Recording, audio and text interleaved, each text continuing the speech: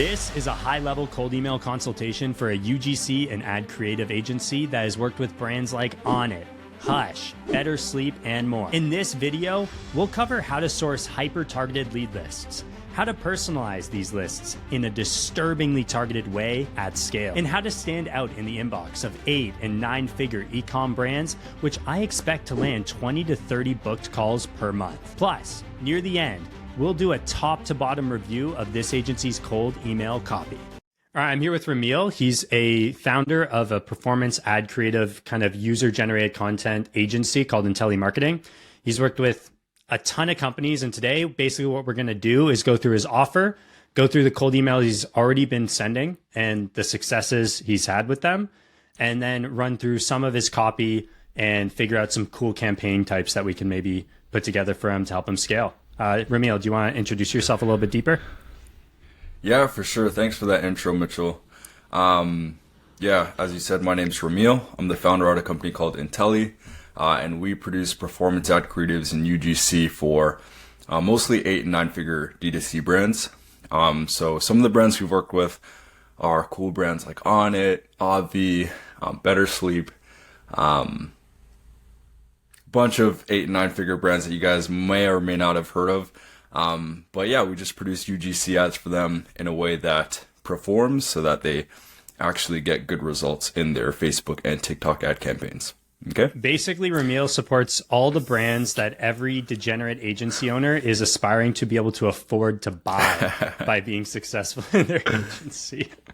Yes, pretty much. And he also happens to be the most jacked agency owner I know, which is a huge plus. Huge plus. Yep. Jeez. So yeah, Romiels and I go way back, so I'm really excited to hopefully help him out and give him a way to scale more effectively. So without further ado, what I'll do here is I'll share my screen and actually put together a rough campaign right off the bat for you, and took some notes. So UGC high performance ad creatives offers minimum 2x ROI for 95% of companies listed on your website. One thing that would be good to know right off the bat, Romiels, is what kind of performance have you been getting for some of these brands? Like, what are the ones that really stand out to you? I know you mentioned Onnit a lot. For that campaign, like, do you measure performance in revenue, ROI? Is it both? Yeah, so in our campaigns, we always look at, like, the main metrics we look at are ROAS and CPA. So if you're in the ecom space, you probably know those metrics. Our goal is always to get above a 2 ROAS. It highly depends on the brand and the way their business works. Some brands require a very high ROAS, like they have a break-even ROAS of, let's say, like a 3. So if it's lower than 3, they're not even profitable. And then there's others where they just need to get like a 0.5 because they're like a subscription-based brand, right? Which means that they're just going to be making money over and over and over again, right? They're more concerned with total lifetime value rather than yeah. Okay, perfect. Is there anything else that people should be aware of? And also, just to follow up, maybe got missed in translation. Like, what's one of your best all-time return on ad spends that you've achieved with some of your creative campaigns for companies? I think I saw, or you referenced a 5x in the past, some 5-6x campaigns. Yeah. I mean, we've even had 10x ROAS before. Awesome. Obviously, those ones are more rare cases, but our average is usually about a 2. Average is 2? Yeah. And that's including for subscription-based campaigns and more like one-off sales, right? That's including everything. Everything. X across everything. So, but what's compelling to me is like specific case studies. So for Onnit, like that's one I want to stay honed in on because I did some initial research on them, and I think it's a good baseline. So for Onnit, like what was a rough performance that you're able to achieve for them? Honestly, with Onnit, we actually didn't even get performance access to those ones, so we have no idea how it performed. Oh, you can't see. Okay, that's no worries. Yeah, that's no worries. Because half of our clients, we get access to their ad accounts, so we'll see exactly how it performs, and then the other half, sometimes they just especially the really big brands. Like they don't want you in there. That makes sense. Exactly. Yeah. Yeah, So no. like I don't know. Like I'm guessing it performed well, but I wouldn't be able to tell you with that campaign specifically. Okay, that's no worries. Is there a campaign you can tell me about from one of those, like maybe you sleep better or something like that? Yeah, we're working with a brand right now. They're one of the largest swimwear brands in the world. I can't say their name because we do have an NDA with them, and we're working with an agency. Okay, one that's that kind you of can doing the name. media buying. Give me one that you can name. Okay, let me think real quick. Okay, Pillow Cube. Pillow Cube? Okay. Yes, so that's a pretty large brand. I believe they're a 9-figure brand, and Fire. we have access. We have access to their ad account, and their ads are doing actually really well right now. I think our ads are definitely outperforming their current ads, and they are definitely in the 2 ROAS range, whereas before they were like in the 1 ROAS area. So Okay, dude. that's one. Doubling your money is always great, right? Yeah, and they're spending about $500K a month on ads right now. So, yeah, definitely getting a good return there. Nice.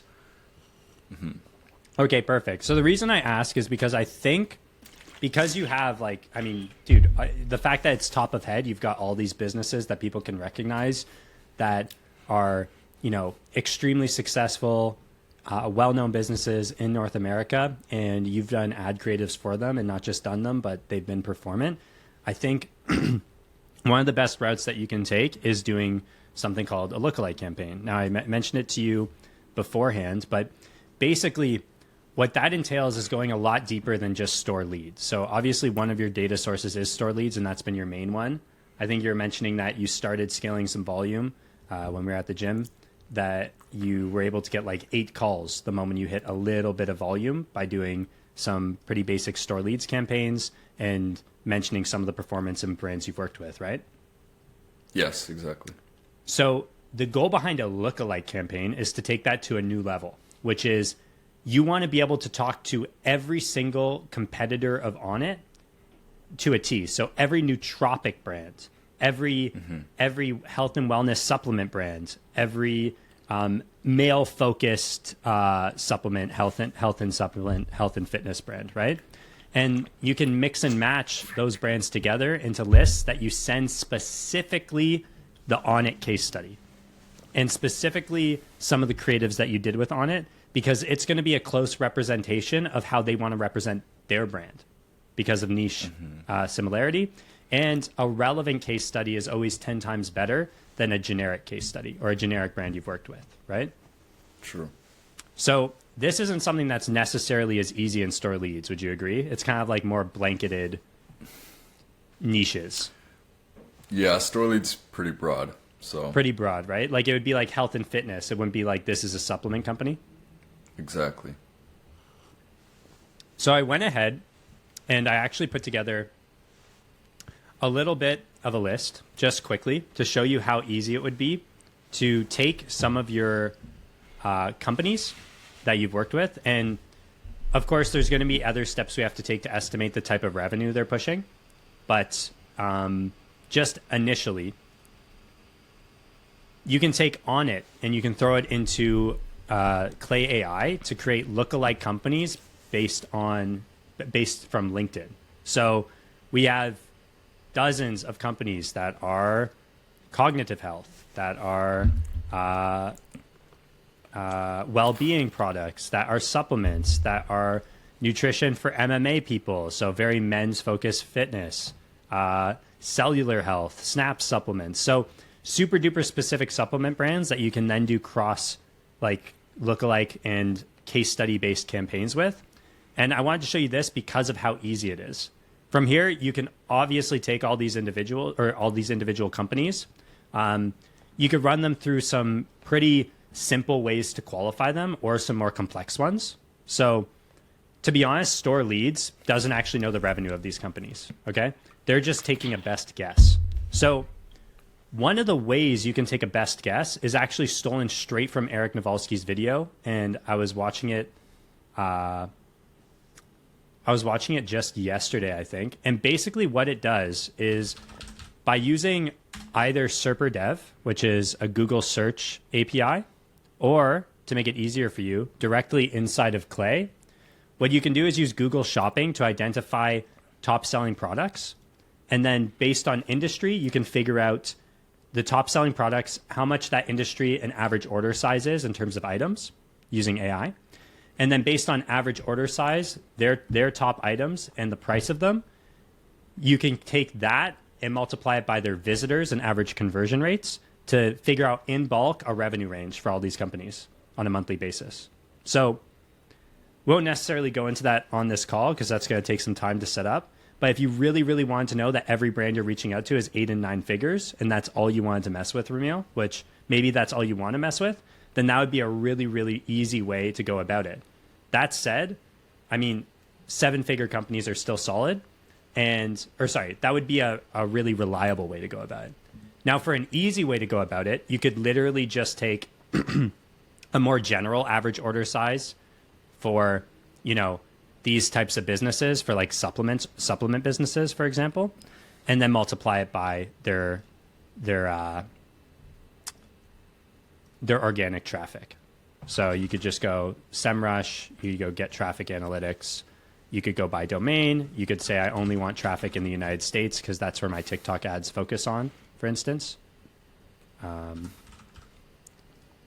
And then you could go to a specific month if you wanted to, but what we'll do is we'll just save around the first 10 rows and see what happens. So are these kind of making sense to you? Do you see how it's kind of a straightforward way where you can match competitors to who you're trying to target? Yeah, that makes a lot of sense. It's amazing. I didn't even know that was possible. Do you think that that would be a more compelling way to set up some of your campaigns that are going on right now? Because right now it's kind of just like a more general targeting, right? Yeah. So right now we're doing more general targeting, and it's working quite well. So I can only imagine being more specific would be amazing. And we have clients, I believe, in almost every niche. So and they're top of their niche. Exactly. Because of that, it would be easy to target pretty much every niche. Because we've got beauty, we've got apparel, we've got health and fitness, supplements, we've got, pretty much everything. So, dude, I truly think if you nail this, you're going to 8 figures. I believe so too. I'm dead serious. The case studies you have are unbelievable, unmatched case studies. And this is just kind of the tip of the iceberg. This is one angle I wanted to run you through. But there's a few other things we can go into for sure. But as you can see, we can see traffic found. So immediately 570, disqualify this business, right? And you can quickly go through your list and disqualify businesses that way. Or dude, if you really wanted to, you could take this list, pop it into store leads because it has a bulk website checker, right? And you could ensure that all these businesses meet a rough revenue criteria using their estimates. Cool? Mm-hmm.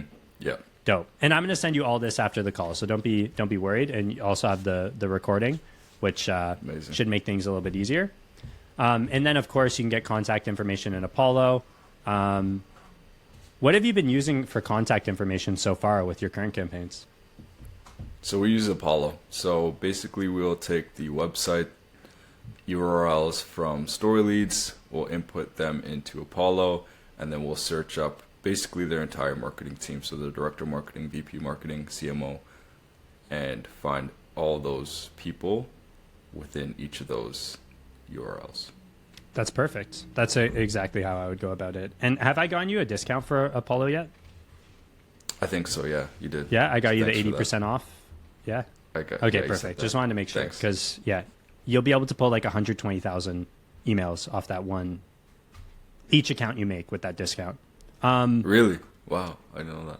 Yeah, you just if you have questions, just let me know. But okay.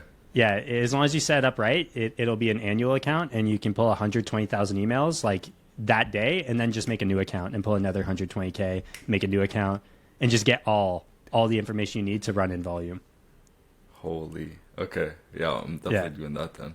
I got you, bro. I got you. So yeah, I wrote down some things. I think there's another position like chief brand officer that sometimes e-com brands tend to have. But yeah, sales directors, VP of sales, revenue gen, revenue development people, all of these positions are going to make a ton of sense, but I think you have that pretty down pat. So we don't necessarily need to go into the most detail. Now, if you don't feel overwhelmed, I have another thing you could do to make your campaigns do what I like to call, which is stand out in the inbox, which is you will look like no one that's ever emailed them before without having to do it manually.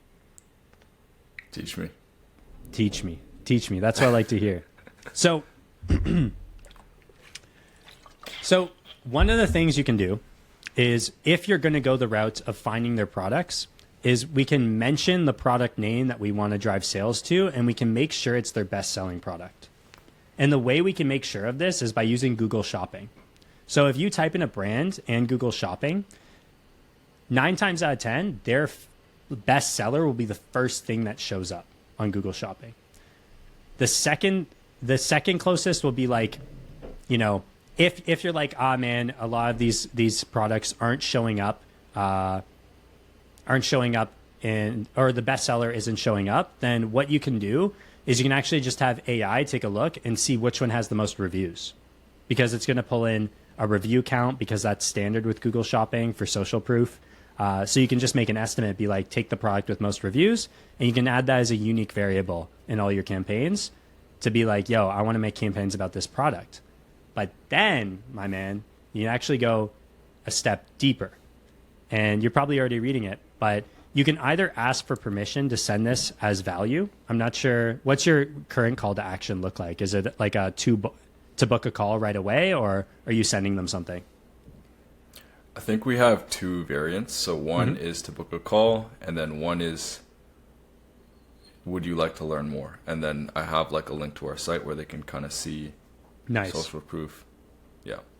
So one thing I would love for you to experiment with, if you have the bandwidth, is you can do this with AI, or you could take the time yourself with really high quality brands. Like you can really triage this, right? So in Clay, what you can do is do what's called a formula. And you could say, if revenue over X, right? You'd have a column /revenue, then CTA equals blah, blah, blah, blah, blah. If revenue under X, then CTA equals blah, blah, blah, blah, blah. And your unique variable would now be CTA. So if the revenue's over like 50 million, dude, and you're like, I want this fucking client, man. Like, give me this client. What I would recommend is taking the time to actually start matching some influencers with the exact company you're reaching out to. Like, I feel like a strategy doing X, Y, and Z with this influencer could make for a really compelling ad. Why do I think this? Because this brand also had compelling ads. And that's your follow-up. Would you like to book a demo to go into more details on this strategy with me? Right? Nice. So that's like a good way to prove that you're more than your competitors when they're outreaching to them. And typically a positive reply to value to call is a higher conversion rate than straight to call. And your website is great, but if you're a high quality brand that gets asked for their time 100 times a week, going that extra mile obviously can have leave a really good impression. One thing I wanted to ask is, do you have your LinkedIn in your campaigns yet? In your signature? In some of them. So basically, I think it ends with, you can see some of our work here, and then there's a link to our website, and then I say, check me out on LinkedIn here. And then I have my LinkedIn there. So, and half of the other variant has that, the other variant doesn't. So I think, I was just experimenting with this today, but I think like as you scale this, and this is just like a future kind of idea, is because you have what, like 13,000 followers on LinkedIn or something, or 14,000? Somewhere around there, yeah. I would have an entire workflow that the moment someone replies positive, a webhook fires straight to either a Google Sheet or a Clay table, and it actually sets it up to trigger a connection request through another like software's API. I like that. Because then they're like, this guy emailed me. Oh, is this the same guy? Oh shit, this guy has like, everyone knows this guy. Everyone loves his content. Yo, what the fuck? This guy's super legit. I think that's like a really, really powerful way you could increase your responses alongside taking the time with higher quality brands to send these kind of unique campaign types. If, Romiel, you wanted to automate this, it would be as simple as putting a brief description of the influencer, the type of campaigns they've done in the past, and so influencers, niches they operate in, type of campaigns they've done in the past, and following directly into a Google Sheet. And you could just have AI and functions pull it out of the Google Sheet and match it to businesses in your campaigns. So you could have AI make the strategy for you if you just give it the meat and potatoes, let's say, the parts that it needs, right? Okay. So yeah. So those are some higher level things that you can start looking to implement. And I'll write down the LinkedIn connection request. Request after positive reply. Plus, I would also experiment with just adding LinkedIn to your email signature. Okay. Yeah, I'll definitely have that in there. Notes. So those are some notes to keep in mind of. And then what we can do now, I would say, is that we've kind of identified like a few interesting things, rotating call to actions based on business size. So smaller businesses, you could look to fish straight for that call. Bigger businesses, you could look to provide them a strategy. That way you're spending the most time on the highest value prospect. And then, yeah, for sake of time, to not spend 45 minutes on this call and to just give you as much value as fast as possible, if you want, do you have access to share your screen inside here? Do you see a button in Riverside? There's a button, but it says someone else is currently sharing. So okay, so I'll stop sharing, and it should let you start sharing. Yes. Okay. Do you want me to open up Smart Lead or? Yeah, if you want, you said you wanted to go through your campaign copy, so let's take a look at it. But based on what you told me at the gym, like, I feel like your campaign copy is probably pretty good. And it's less of like the copy and more of like the data you're equipped with in your copy. And that's why I wanted to run you through this. Yeah. Okay. 1 second. Let me share my screen. Have you got inbox flow set up now? Yeah, I bought 50 new emails. They're warming up right now. So nice. I'm gonna buy another 15 probably next week. Fire. So I can send out 1,000 a day. Should I do presentation or screen? Screen, not presentation.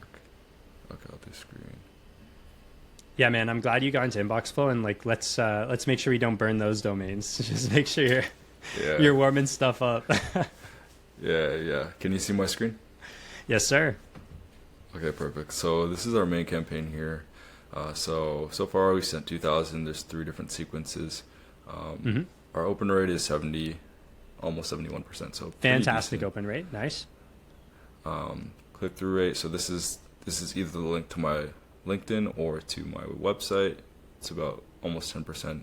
Reply rate is 6.5. This is a little bit because it includes replies that are like out of office emails, so it's kind of like not as accurate. But I do you have sort them. Do you have automated follow-ups built in for those out of office emails?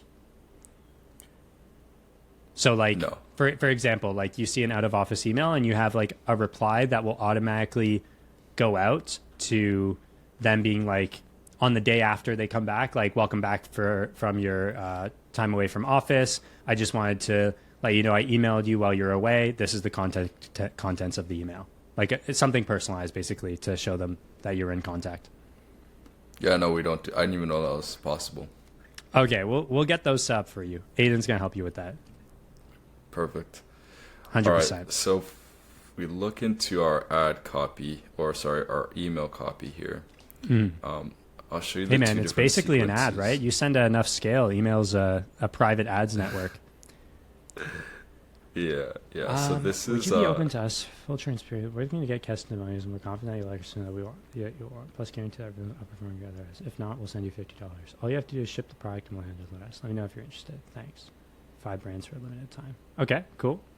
So that's your first one. So this is our first one. This is like the main one that got us a lot of the bigger brands in the beginning because we were doing a free offer for a bit. So because it worked so well, we kind of just kept it, and then instead of saying free UGC videos, we just removed that. Yeah. It does confuse people a bit because it still sounds kind of like it's free, but that's the only downfall of this one. And then I like the subject other line, one, testimonial. yeah, That's really smart, because a lot of these businesses could be receiving testimonials from their actual customers or people that they've worked with. And it would be like an internal email that says testimonial. That could be why your open rate's so high. It's actually a really smart subject line. Thanks, man. Thanks. Yeah. And then this is the second one. So it's not really relevant to the testimonial. I just kept it the same because it was working. But read this one and let me know. Here, we guarantee that your ads will convert or you don't pay. Plus, we do it in less than 7 days, and all you have to do is ship product. You need ads that convert, just apply with interested to this email. So, like, 100%, like, spin tax needs to happen. 100% spin tax needs to happen. Okay. Can you click here? Is here your website? Yes. Okay, don't hyperlink in your first email. Another rule of thumb. So, like, you're just increasing your chances of ending up in spam and increasing your chances of slowly getting blacklisted, and then, you know, domain reputation going down, which did happen to you with, even though your campaigns were performing, certain little things like not warming up, etc., can even if you're doing a good job, can eventually just ruin your domain, unfortunately. So Yeah. PS, our average client spends over $500K a month on ads, so we've tested thousands of ads to know what currently works in 2024. Okay. So I think when it comes to your copy, it's pretty good, but would experiment with doing something that presses them a little bit more, like makes them feel pain a little bit more. It could be something about, you know, like you're not even really mentioning TikTok, right? Is one thing. So awareness of the offer. 2, benefits of TikTok could be incorporated into the offer, right? And into the pain point. Do you have a system in place for ensuring that you get the 80% of Gen Zs that only spend their time on mobile, or 80% of Gen Zs that are on TikTok but no other platform every week? Do you see what I'm trying to get at? So it's kind of like asking them if they are aware of a way to capture this demographic that is really, really important to their brand, right? And then it's like, oh man, like we would love, actually our quarterly goals are to get more people from the Gen Z demographic, or more people from social media, or whatever, right? It could be in line with their strategies at that point, and then they're more inclined to read more. Like, how can this guy help me do this? Because right now you're kind of just calling out what you do, less so what it does for them. Does that make sense? So like a UGC ad is kind of a commodity, right? Like they could go and search this into Google and find a couple schmucks. They could go on Upwork. They could potentially go on even Fiverr. I'm not 100% sure. I'd have to check. And they can get themselves UGC ads, right? But the value of you guys needs to be conveyed, right? Like you're waiting until we guarantee that your ads will convert or you don't pay. One, guarantee is a spam word, so you want to remove that. You're saying you can see some of the ads we made for them here, plus we do it in less than 7 days. All you have to do is ship the product. And then in general, I would say make it shorter, like way shorter. Right now, you're splitting up your sentences so much. Make it quick hitting. You can see, we guarantee that your ads will convert, you don't pay, done in 7 days. Done in 7 days, you just ship product. You've now condensed that by a bunch of words, and you've increased deliverability. If you need ads that convert, just reply interested to this email. This is a good call to action, but I would just mix the call to action. So spin tax. Interested in ads that convert, reply interested to this email. Want ads with performant ads with TikTok influencers, just reply yes to this email. Blah, blah, blah, blah, blah. And then obviously this will change a lot if you choose to implement like more of these lookalike campaigns, because just imagine a flow like this where you're like, I don't know, just an example here. Saw you're active on TikTok. Wondering if you've experimented with using UGC to drive sales to product name. Asking because we helped on it. Asking because we helped Better Sleep. Asking because we helped Pillow Cube generate X revenue or X ROAS on UGC creative ads using bespoke influencers fit directly with their brand or custom fit to their brand, whatever. Like now it's like, okay, these guys do something interesting. This is different. They're not just picking influencers. Like they've worked with big brands and they use targeted influencers to put my ads in front of the correct people. And look, it gets really high ROI, and I know this brand that got ROI with it. Then you can be like, check out some of the work we did for them here. You could fit the exact work, right? You could make a portfolio called, work we did for Better Sleep, work we did for Pillow Cube, work we did for Cotopaxi. You could make it a subdomain on your website, right? Like portfolio.intelli-marketing.com. And you could lead them directly to the type of content that they would be getting for their specific business. All of a sudden, why now is out of this world, okay? It's like, oh my God, they're only talking to brands that have TikTok, that are in the fucking sleep better space, whatever, or supplement space or whatever the space is. They've done it before. They've done it well before. Let me see if these ads are good. Fuck, I like these ads. I want to book a call. Yeah. Does that sounding like something more compelling off the rip? Yeah, that's amazing. I'll definitely implement that into. Also, I should show you my sequences too, because they kind of go into it a little bit here. Let me show you this one. Yeah, let me show you expand. So it's a little bit longer. Take a look. Nice. I would again make things a lot shorter. For more context, replaces that whole first sentence. For more context, we produce performance ad creatives and UGC for 8 and 9-figure DTC brands. So this line's already a line that should be in your first email. So one thing I want to ask you is, where do you see most of your positive replies right now? Is it from the first email, second email, third email? Where do they come? The first one. It is the first email? Okay, so that's a good sign. Most of your positive replies should be coming from the first email. If you ever see that positive replies are coming from more from subsequent emails, that means your subsequent email is just better and should be the first email. Does that make sense? It's like a really good rule of thumb. It's another thing straight from Eric Navalsky. Should shut him out. He's an absolute cold email whiz. But yeah, let's read through this a little bit more. So condense things. Dude, as you start doing like more targeted campaigns, it's not just UGC for 8 to 9-figure DTC brands. It's UGC for 8 to 9-figure DTC supplement brands, 8 to 9-figure DTC sleep health brands, whatever, right? Mm-hmm. Immediately, oh my God, this is for me. This isn't just any other UGC. This is UGC for me. So it'll help you get better results in your ad campaigns. I wouldn't transition to this. So we'll help you get better results in your ad campaigns. It's an unnecessary line, meaning you'll get more sales, higher ROAS. So you're kind of flooding them with benefits. I would stick to one major benefit. Mm-hmm. Basically, that translates to more eyeballs from your ideal customers and higher ROAS to product name, right? Best-selling product name. I like. We've worked with 50 plus brands. Don't need to say this. Call out the specific brand that matters. Our average client spends $500K a month on ads. Okay. This can again be condensed. Our clients typically spend $500K on ads, meaning we understand the market in 2024, right? The ad creative market in 2024. Plus, we help top brands like Obvi. Yeah, I would say it's just going on for too long. Try to condense your copy. You're kind of just saying like, here's everything you need to know about us all in one go. It's too much about you. Make it about them. Okay? Mm-hmm. Make it about them and how you help them as a new rule of thumb with copy. And I would 100% continue with that testimonial campaign, dude. The A, like testimonial campaign type A, if you go back up.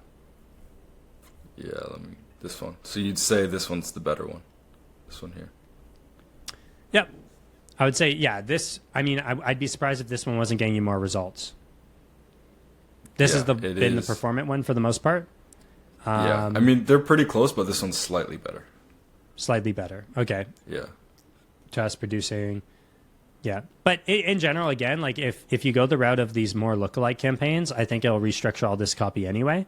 If you want to just make some small changes in the meantime, focus on condensing, focused on talking about them and their needs more than you, and focus on making more specific callouts. Right? Specificity sells big time. Focus on one. Focus on specificity. Focus on like I love your guarantee. Focus on not using spam trigger words. So one thing that you're going to want to do is start throwing your campaigns into a software called Mail Meteor Spam Checker, which it is completely free, by the way, and you'll just be able to throw your scripts in there. And I'll add it to this this document I'm putting together for you. Make sure you're removing those. And I do love the sense of urgency. We're only doing this for 5 brands for a limited time. But yeah, I just think at this point, you'd avoid confusion by moving towards the more like it's almost like this is what a new brand would do, which it was when you were a new brand and you were trying to make a statement. You did this and it was super successful. I feel like now that you're established, show it. Right? Show it. Like, just be like, this is how fucking good we are. Do you want this? That's the level you can get to with campaigns. Like, pretty easily once you have the case studies available to you. Like, if I go through and if I were to turn this video and build out your entire campaign and I just send people a YouTube video of this exact campaign type to UGC companies, they'd be like, damn, this guy built the exact thing I need. Like, it's 100% for me. You just want to do the same with UGC. We built literally the exact thing you need. You don't have to hire anyone. You don't have to fucking manage relationships. Like, what's the actual pain point here, right? Like, I'm noticing you're saying a lot of positives, but what's the pain point, right? Is that the pain point? Like having to coordinate influencer relationships? Is it having to manage payouts, manage conversion, like performance payouts? Like what's the pain point for the guy reading this email is a good question to start asking yourself as well, because you can hammer pain points in very quickly. You can be like, no chasing up influencers, right? No missed video deadlines. That's probably one. Influencers are flaky as hell. I've worked with some KOLs in the past. We're trying to coordinate a campaign launch at 4 p.m. Their tweet doesn't go live till 8 p.m. and it's like momentum's gone, you know? Yeah. So yeah, that's a lot of information to flood you with, to be honest. I probably droned on way too long, but is there any questions you have in all of that, like for clarification? Okay, I have a few questions. So you're saying A is better than B just off of the looks. So I'll probably end up I'll probably just end up sticking with this one instead of having this variant at all. And then I'll take the tips that you said here and implement them into here. I'll probably remove this line because we are established. The only thing like with this one is, it makes us sound like a smaller brand, and it makes it sound like I'm offering them something for free, because it's like we're looking to get testimonials. Has there been miscommunications on calls, like after you hop on a call where they're like, bro, I thought this was free? A couple of them, not all of them. Some of them not all the time. Okay. Not all the time. It's like, actually I was surprised because the way I looked at it, I assumed people would think it's free, but some of them are like actually serious, just off of this email. So I think I could keep it the same, unless if I notice like once we start scaling to 1,000 a day, like it sounds like everyone's just trying to get a freebie off of me, then obviously I have to make changes. But I'll probably just keep it like that for now. And I want to show you the third one. I don't even know if this one is necessary. Just a little ping. Yeah, I don't like pings, to be honest. What I would do is I would pivot the subject line and pivot the offer instead.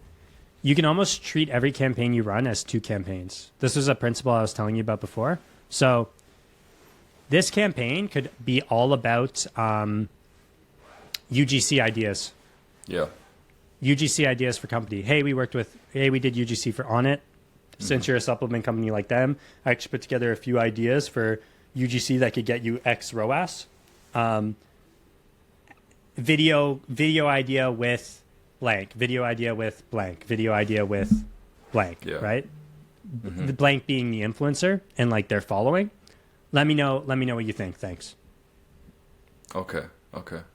That'd be way more compelling. Like and again, if you take the time, and like Clay is always overwhelming, but dude, if you take the time or I help you out with it, whatever it is, and you get this set up, the beauty of these campaign types that I've devised here is once you figure it out once, you just keep putting new leads into the table and it spits out what you need. So it's like upfront effort for like a lot of value for long term for the business, you know? Yeah. Do you think I should change the subject line for every email? Because before I had them the same, so it would just be like a thread, and then I changed it so like this one is more info, this one's UGC for company. When you're doing a more info type of email, keep it in the same subject line. Okay. And then if you're pivoting the way the type of email you're sending, so the first email, like right now, like goal is sense of urgency kind of thing. You know, it's testimonial. Over time, maybe you're adding in that, you know, you've achieved result. You're adding social proof, a case study. That's one angle. Okay. These people are getting 100 emails a day, especially people in sales positions. They're just getting flooded with cold emails. Yeah. So what you do is you make a new subject line, and now you're just a new person. They're not even going to remember the email you sent them a week ago that they didn't like, and you can try out a whole new offer, right? So this is what I like to say. For example, if your first angle was ROAS, make your second angle revenue. Okay. Right? So ROAS for a big business is like, hell yeah. But if you ever have like a 7-figure business, right, and you're happy to work with them still, revenue is going to be really impactful. Yes. Right? If they can add, you know, $500K to their $1 million a year business, it's like, even if it's 1.5x ROAS, right? That's still blowing their mind. Yeah. Should I throw in the social proof in this one? Because as you can see, it doesn't say anything about us working with big brands. Do you think I should throw that in there? Definitely, dude. Like literally 100%. You should have your social proof every time. Because think about it. Just think about from your perspective getting this email as a brand. Yeah. And you read this and you go, okay, so this is a new brand that just wants some, like, is hoping to like gain some traction. Whereas if you just throw in that social proof, it's like, oh shit, these guys are legit, and I'm getting this opportunity that only 5 clients get in the next month or whatever. Yeah, 5 brands for a limited time. Yeah, I'll add that in there for sure. Yeah, social proof needs to be in there, even if it's in the PS line, man. Okay, PS, these are the exact performance campaigns we ran for X for result. And stop, one big thing, Romiel, is stop just hammering brands into the sequence. Pick a brand, pick a case study, and drop that. So if you don't move forward with like setting up these more complex campaigns that are like lookalike campaigns, and you don't know if the brand fits them, it's still infinitely better to say, we got brand ROAS in X time, than it is to say we worked with brand, right? Yeah. It's kind of like those guys on Twitter that are like, ex Deloitte, and they were like a junior analyst, you know? It's like they're just like flooding their ex Deloitte, ex Apple, and they worked for all these companies for like 2 months, you know? They've just been going around basically like a job whore kind of thing.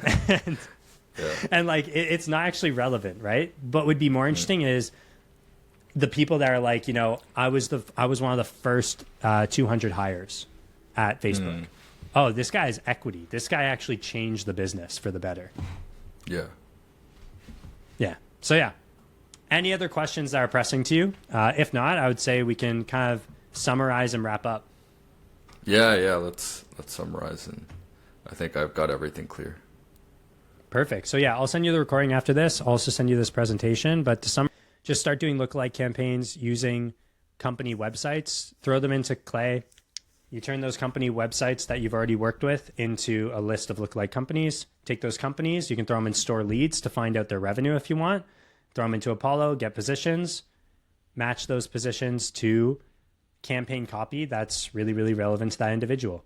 You can also pull product names using Google Shopping and Clay and all of the sort. And basically with that, the goal would be to actually make a campaign that is one-to-one relevant to the exact person you're talking to. And that way, everything you send them is like, we aren't just a UGC, TikTok UGC company. We are a TikTok UGC company for supplement brands. We are a TikTok UGC company for, and it's this specific type of brand, right? Yeah. And it could even go more specific for brands that target this type of customer. You can even figure out the types of customers they target quickly with AI, man. Like, there's so many unique things that you can apply to these campaigns that I think would just scale you out of this world based on the brands you've worked with. Nice. Okay, well, I'm excited, Ben.